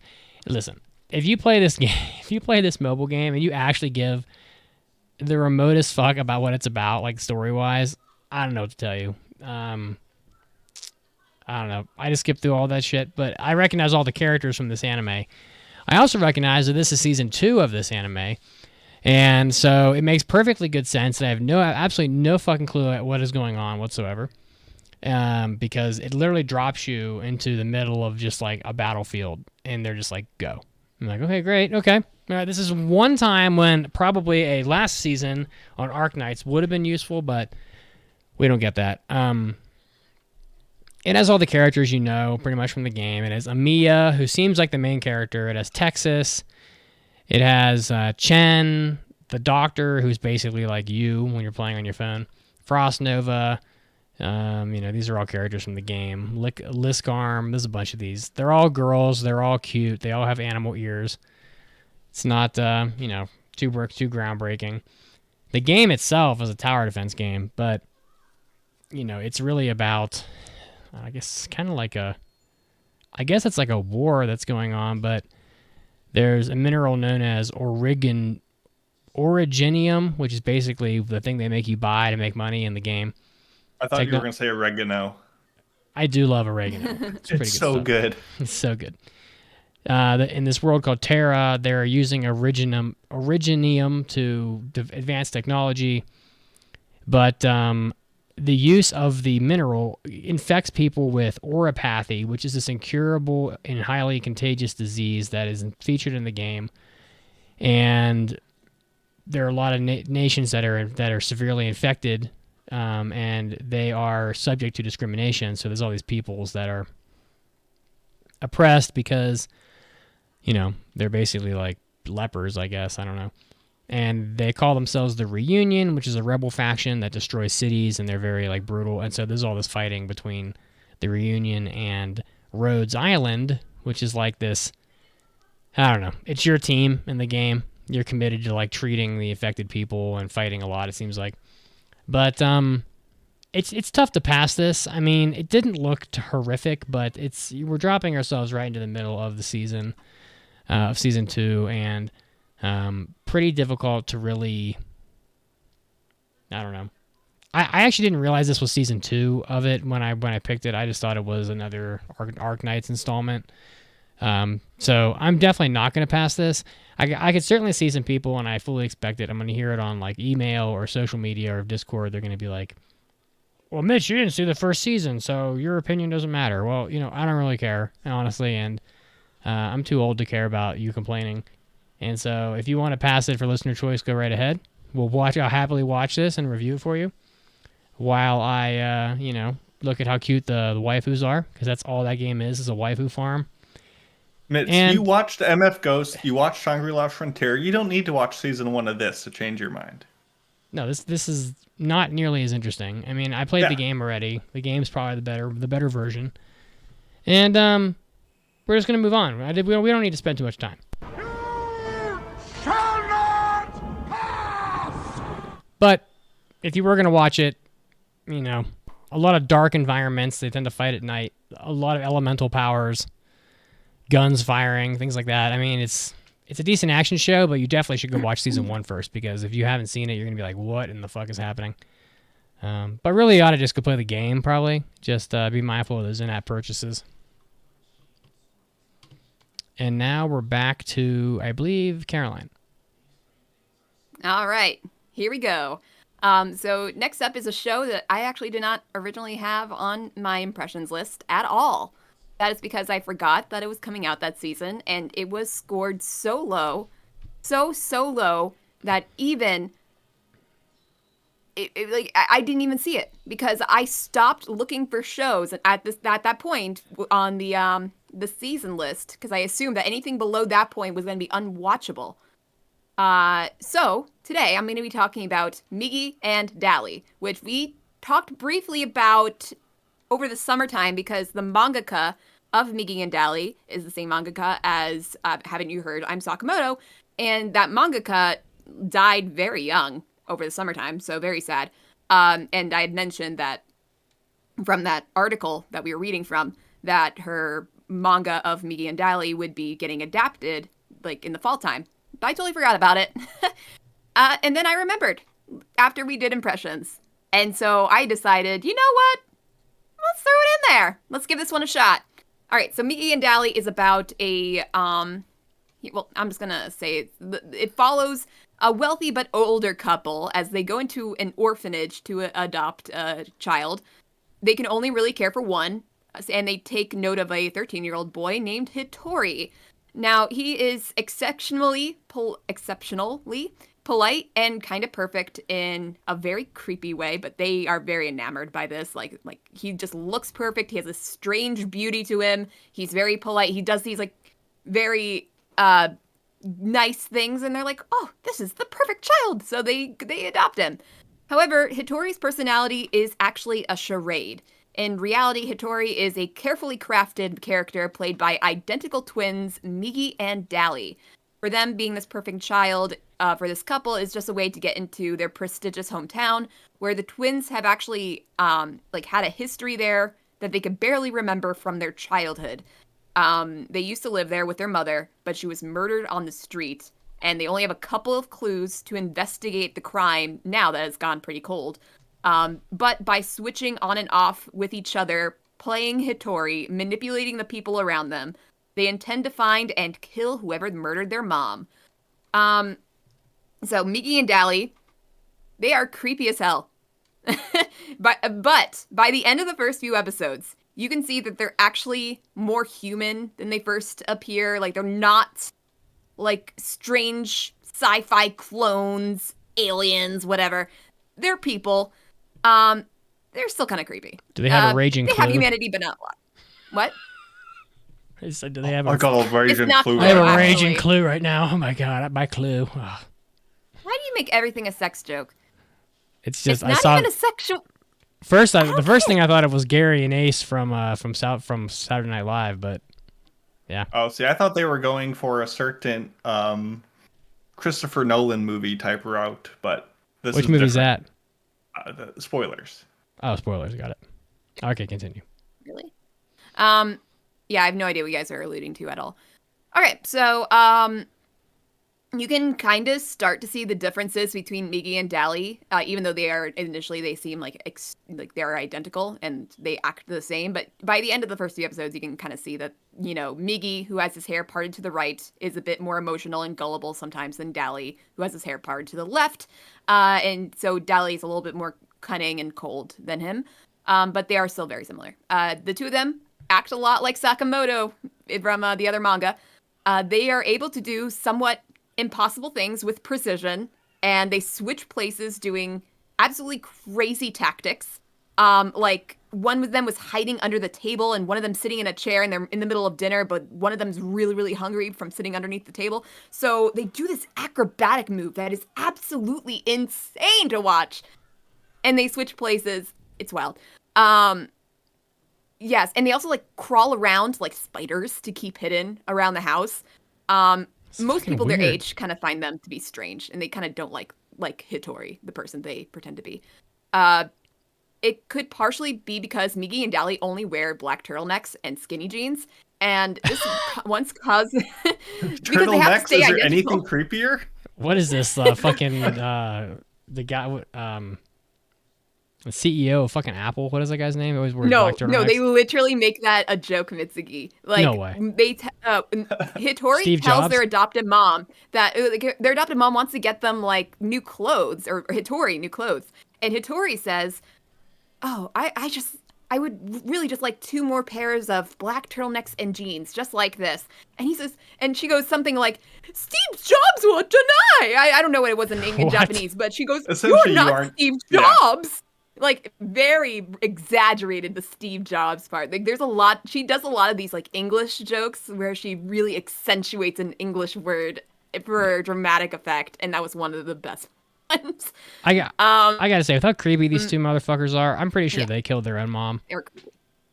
No, they really are. They're hell-bent on vengeance.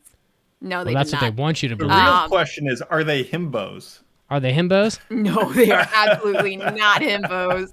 Well, I'm disappointed. They are none of the 3 himbo qualities. Yeah, as crazy as the show is, that's a surprisingly beautiful ED. The song is really good. The art, I think, is done by the mangaka in like a different style, and it kind of shows their hardships going through life before they went to the orphanage, like trying to, take care of each other on their own. It's a bit of a surreal comedy. I think that's what it is. It's kind of hard to pin down. It's a mystery. It's a drama, I guess. Comedy, yes, but it's not like haha funny, but it's kind of like I'm a clown? Comedy. No. And yet Poor I find Caroline. it so You just don't get the references. Yeah, I really don't. I mean that one was from that's a common one. That's Goodfellas. I've never seen Goodfellas. Like how funny, the haha funny, like I'm a clown. Okay, I think it does sound a little familiar. Okay, well, that's okay.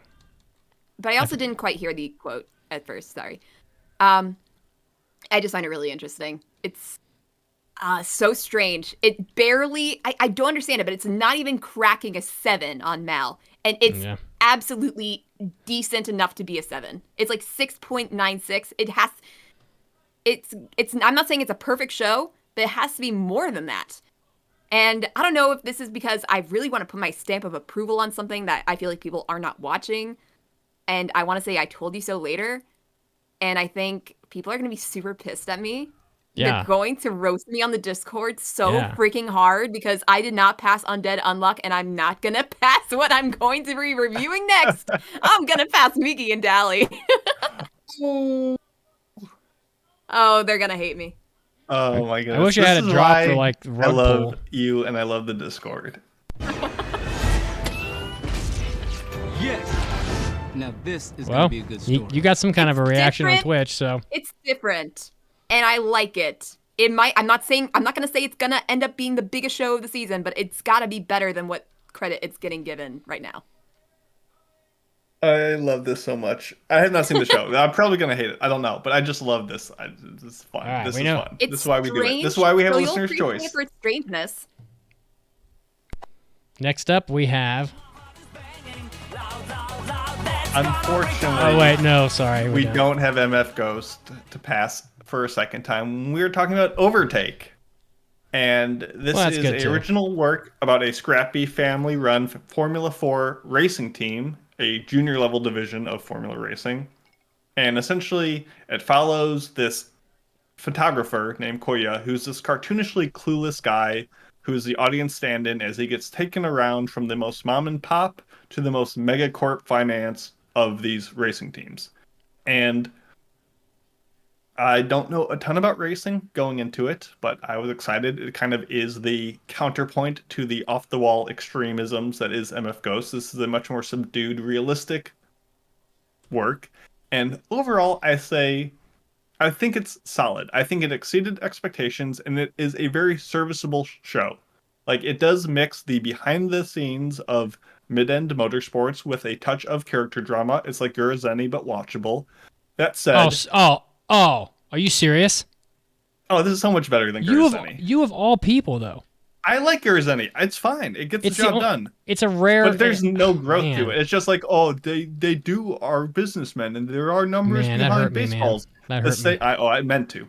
The same way that you the did. show You is like, succeeded. oh, they talk about the finances of buying tires for a team and how thick and how much weight needs to be on your car to be like, they get into those mechanics. And I like that. That's what I liked about Gurzeni, and I like that about the show. That said, I think the show does capture what goes into racing. And while I can't vouch for it, it feels accurate in how it's presenting the sport. So it's solid. It's fine. It's visually strong. That said, the directing, the editing, the dialogue, and the symbolism is just kind of okay. It's just very heavy on the anime-isms. And if you aren't a sucker for those workplace look-ins and the building blocks of what it takes to be on a motorsports team, I wouldn't say this is a must-watch show. It just feels like it's on cruise control. It's scooting around.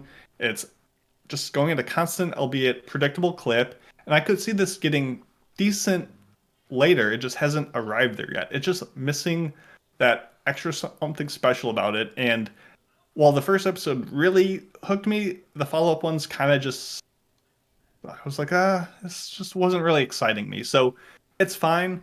It's just not as good as the other shows this season. And I don't know. I probably won't be following up unless someone's like, oh, it really gets good later on. So Overtake, absolutely competent show. If you like racing, if you like Formula of any 1, 2, 3, 4, whatever, check it out. I think it does a good job, but I'm just going to have to fail it because it ain't no Pluto. It ain't no Freyrin. And that's all you got to be better than. And that's really hard to do. So it's failing. Now, if I had to ask you, since you've now seen this and MF Ghost. Yes. Your gut tells you which anime will come out on top. So I am in this betting. I'm part of these stakes here.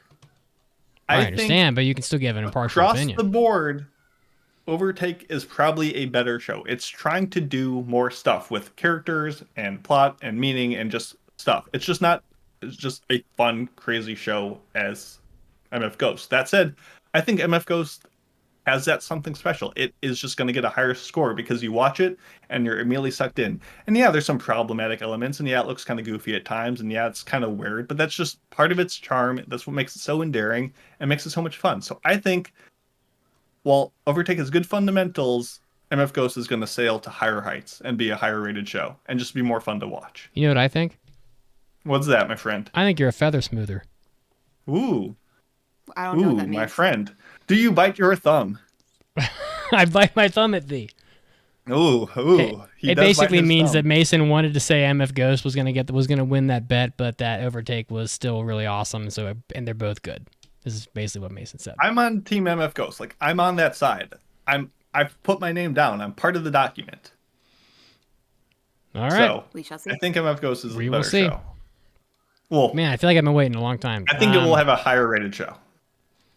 All right. Well, I'm going to talk about Ragna Crimson, which is a show that I think is honestly just pencil this one in for listener's choice. It's going to happen. I'm fairly sure. I don't know. There's a lot of competition this season. I mean, you could be right. I mean, this anime it's certainly being watched. I mean, I'll say that. Where is it in the ranking here? Ragna Crimson. It's, well, not as high as I thought. It's 14th, 14th. Anyway.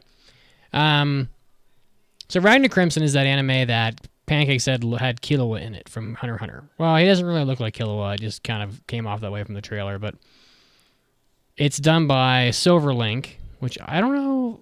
I mean, Silverlink, I'm not very impressed with Silverlink, honestly. They do a lot of like moe crap and a lot of bad isekai shows. So don't talk about Silverlink.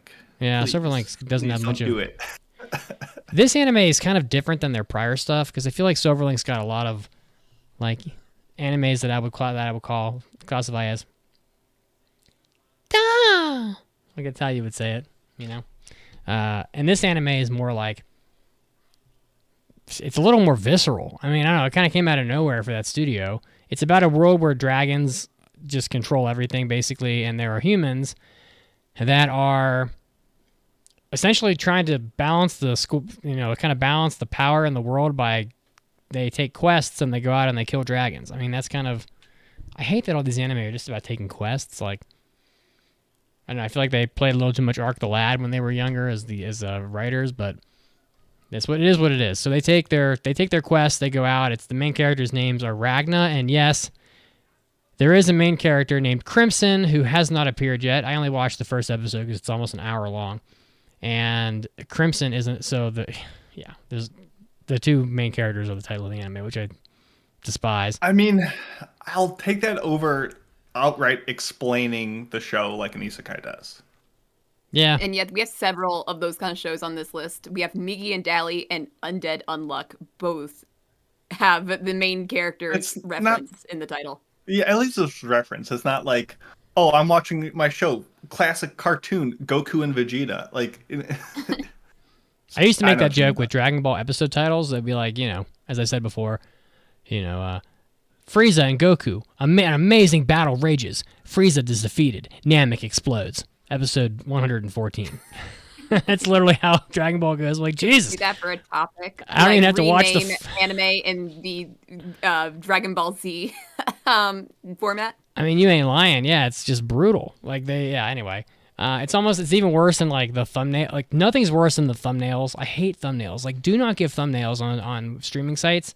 You go a little too far. You see some character in a thumbnail that's like currently might die, and you're like, well, I know they're not going to die. They're at episode 12. Just don't do thumbnails. Ragna Crimson. So this anime, essentially, there's a little girl in it that's moe as shit. Her name is Leonica, and she's like a prodigy. So this little girl, Christ, she waffles between, I would say, at the oldest, she's about 12, and at the youngest, she's about 7. So she definitely like changes appearance depending on how she's behaving because she's a moe girl. So they'll do that scrunched up like moe blob, like super deformed face where their cheeks get all big and their eyes like get glossy and crap. And she's very out of place in the anime because this anime is very much like, oh, these warriors went out and they went to fight these dragons, and some dragon just like drawn and quartered them and ate their arms and legs, and now they're dead. So, wow. And in the midst of it all, there's this little purple-haired girl named Leonica who's like this prodigy.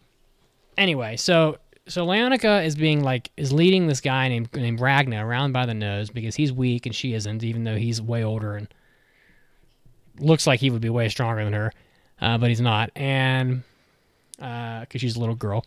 And she basically, all the dragons just like disappear one day, and they go to the neighboring town. So there's a report that they're going east or something, and they go to the neighboring town, and they just fucking raze that town to the ground. I'm like, oh, okay. And then they come back to the town where everybody else is, and they start razing that town. And in the middle of the battle, there's this guy who, I don't even know if he's in the credits, and I'm not going to know his name because he... Oh, maybe he is. Was this him right here? I don't know. I don't know what his name is. I don't think he's in the credits, but he's powerful enough that no one can touch him, basically, in the battlefield. He's just killing everybody. And in the midst of it all, Leonica's fighting him, and she, even though she's like a fucking child, which is just automatically stupid for an anime that's this serious, she's holding her own against this guy, and which makes no sense. And meanwhile, Ragna's like drowning in a river because this guy just like straight up like yeeted him out of the battle. And he has this vision of himself when he's an adult, and the adult's like, "Get up, you pussy." Essentially, he's like, "Look how strong I am. Look how strong." But your delivery was so funny of that. Like, this is this is you 40 years from now. Look how powerful I am. I can take on anything. The dragon monarchs, they bow before me, and all this. And he's like, "But it took me 40 years to get here, and everybody I love is dead, and so I have no one left to protect. So take my power, my self from the past, and use it to protect everybody you love." And so he takes this power, and he goes back to the battlefield, and he starts wrecking face, and he's like freezing dragons, and Captain Avatar from the chat says, "I would fail this show because it's a high dive show." Bro, I didn't watch this on High Dive. I watched it on anime9.org or whatever because I ran out of credit cards, okay? What do you want me to do? I have credit cards from the podcast, credit cards from, this and that, and I just ran out. So, anyway. So he goes back, and he's just touching these dragons, and they're freezing and just disintegrating. And then the big guy is fighting the little girl, and he explains, this is where the anime fell apart. Because I was thinking, wow, this anime is good. Like the world building is good, the setup is good, and I was kind of impressed by it until this moment. He explains, and this is the most anime thing of all time. He says, don't even mention our dragon god because he is so omnipotent that we're not even worth mentioning his name, you fucking vile moe girl. And then he explains that the dragon god loves cake, and the cake shop in the neighboring town. Yes. The cake shop in the neighboring town got robbed, and then it went out of business because it got robbed. And so the dragon god is angry. And so he ordered the dragons to burn down all the cities because he's angry now. And I'm thinking this dragon god is probably a 6-year-old girl because it's anime and they're throwing a temper tantrum because they can't eat cake, even though I'll tell you right now, cake in Japan, it's not very good. And it's like they forgot that sugar was an ingredient in cake in Japan. The cream is good, but you gotta have sugar. And they're like, oh, bingo, Captain Avatar, I guess I nailed it. So the dragon god is most likely a 6-year-old girl who had a temper tantrum because their favorite cake shop went out of business and they couldn't eat strawberry shortcake anymore. And so all the dragons are burning down all the cities, and that's how this anime fucking fell apart. And I was like, you are doing so well. It was like Berserk level, the world is ending. Everyone's dying. It's fucking cool. You're having a battle. Everything's on fire. I love it. Rock on. And then it just collapses in upon itself like a neutron star, and I'm just like, what the fuck? That said, though, it still wasn't bad. Like, this is actually pretty good. I mean, if you like action fantasy stuff. But yeah, I mean, this is definitely one that could come back from on Listener's Choice. And it was between this one and Shangri-La Frontier all along, and I think I made the right choice. Shangri-La Frontier is just, as the Discord would say, way more big dumb fun. And this anime just kind of, if this whole conflict is set off because of cake, it's a fucking just an embarrassment. And any of you that want like writing jobs, you're like, I can't find a writing job. It's like blah blah. Go work in Japan. You can write anime. Literally anybody can write a story about dragons that attack cities because the cake shop went out of business. I promise. I don't know how these people get paid, so it just blows me away. But I'm going to fail this because that's just way too stupid. It is a travesty. It is kind of a travesty. I mean, like, you're going to set this up, you're going to make me watch half an hour of this, and then you're going to drop that, like, nuke of a just utterly infantile plot point. And I know some people are going to say, Mitch, you're no fun, you're so old. I'm like, I might be old. That sounds absolutely stupid. Yeah, I mean, I might be old, but I at least I have taste. I don't know. I'll say that much. So, you know, and that might be debatable, but come at me where, I mean, Jesus, go get some therapy. My cake shop burned down. Man, I don't give a fuck. It probably smelled delicious while it was burning down, or whatever. Anyway, we can move on. This one fails. Yeah, it'll come back though. I think this is going to come back on Listener's Choice. And I think I don't know. After we're done here, I'm going to tell you what I think is going to pass Listener Choice, and it does not include that show. Ooh. Does it include shows that you probably should have passed, but you didn't, to antagonize the Discord? Let's talk about them, that. Yeah. Actually, all of them. Okay, so let's head into my last official impression for today. The Eminence in Shadow Season 2, which I did not bury the lead, is not going to pass. Oh, I'm sorry, Raggedy Doctor. Anyway, so let's talk about the Eminence in Shadow. Damn, she failed it already. I mean, I can't. It's logically impossible. Okay. Okay, so I did not do my notes very well for this one. I was kind of running out of time, so bear with me. Okay, so we got our main character, Sid Kagano, in this isekai world that he's already been in for the last season. It's kind of complicated. We didn't review the first season of this show, but I'm going to do my best to kind of give it the overall rundown. So Sid has always wanted to be kind of like a superhero character, but not like kind of in the shadows. He wants to be pulling the strings. And he gets transported to this other world, and he's able to do this. But he doesn't realize that he's actually doing that. He just thinks he's role-playing, and that all of the people in his little organization called Shadow Garden, all these elf girls and other beings that he kind of roped into this. He thinks they're all playing along with him. Like, they're all just role playing, but it's happening in real life that they are in battle against this cult that is, destroying the world. So they're trying to fight against it. It's very serious. But the thing is that Sid doesn't realize how serious it actually is. The second season opens up with Sid and his sister in this town called Lawless City. And it has like a bunch of different powers trying to fight for, to take the lead of like all the power in that town. It's kind of like mafias or whatever, but kind of like supernatural ones. Anyway, so in this town, there are vampires. And this is all happening very quickly. Like it's kind of sporadic because I even didn't quite understand what was going on.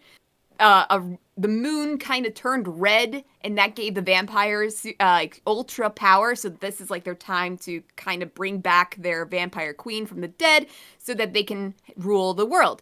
And Sid, in his normal, student everyday mob character life, he's just walking around, and then he gets saved, but he wasn't really he didn't think he was actually going to get killed because he kind of waits until the last minute to defeat enemies. So he gets saved by a vampire hunter, and she says a couple things to him. She says, run if you value your life. The frenzy has begun. The moon is red. We are out of time. And he thinks it's so freaking badass. Sarah from He thinks Vienn. it sounds so badass. So he then proceeds to dress up as Shadow, the underworld guy with all the superpowers.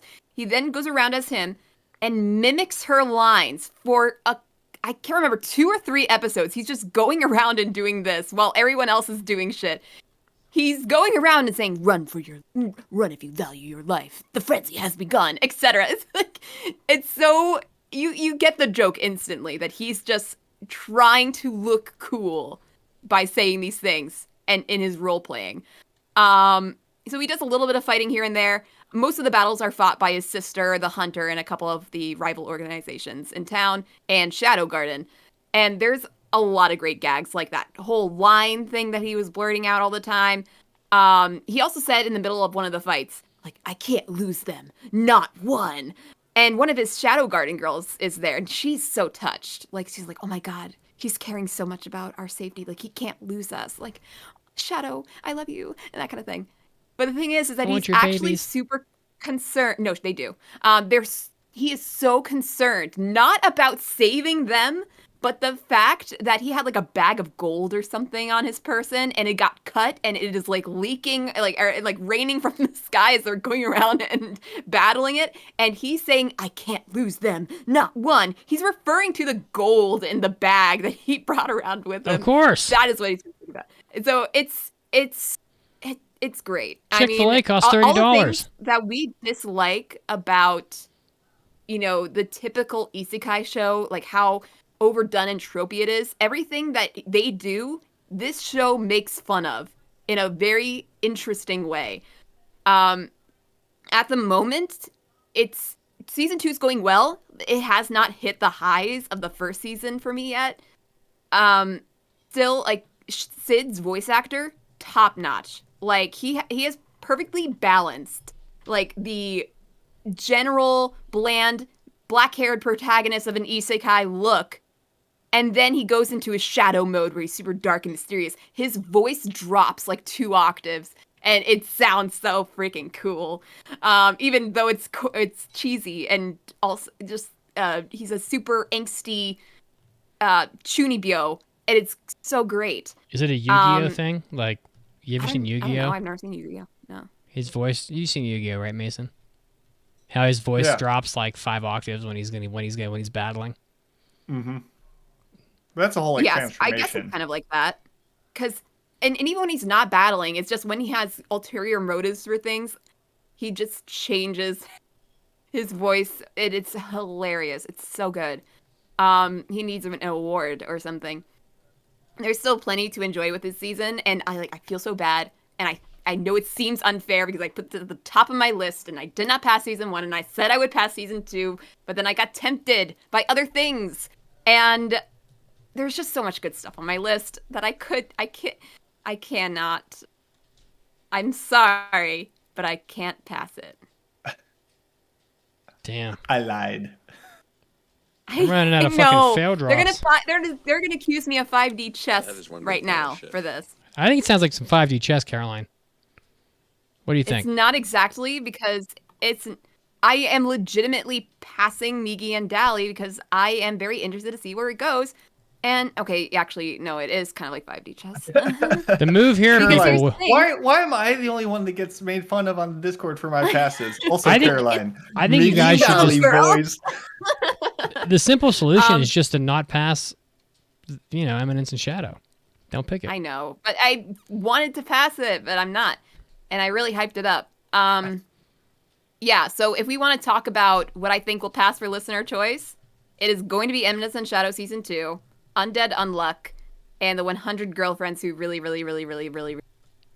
And I have not talked about that one. I can, but I don't want to take us to run too long. So I'm offering to talk about it in the after party. Or if then. you want to. Because that's not even technically my pick. It's a backup pick. So. We can talk about a lot of things in the after party. But guys, we are done with passing shows for fall 2023. It's amazing. We fucking did it. Sozo, No Free Aren, MF Ghost, Shangri-La Frontier, Apothecary Diaries, Pluto, and to the shock and awe of many, Migi and Dali, a.k.a. that horror movie. I want to see if it does well. I think it's going to be, it is good, and I think it's going to be even better. All right. We can definitely shorten Mitsugi to Migi now. You can call me Mitz. Oh, we already do that. Oh, well, keep doing it. All right, guys. Well, next week, we are going to probably do an Attack on Titan wrap-up, I guess, because I'm not going to be here. I got very good friends from the Discord coming to town.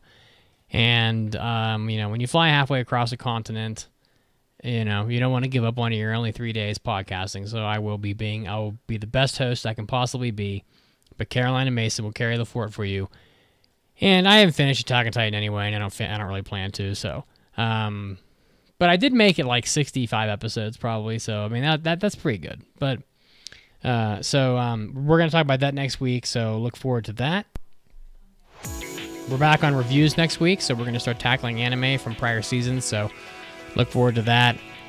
But until then, guys, again, we're still not at 1,000 reviews on Apple Podcasts. I'm very upset about it. If you want to, we're only 10 short. Just go on to Apple Podcasts. You don't have to do anything. Just click the star thing. At this point, I don't even care what rating you give. Give a 5-star, but I don't really care. I just want to get to 1,000. So do that for us, please. You can support the podcast on Patreon or at aapodcast.com/join. You guys are the best, you know what I'm saying? I mean, you're here week after week. You're totally the best. It's all for you, and we love you. That's all there is to it. That's why we're here every week. We'll see you guys next week on the podcast. We're going to do an after party.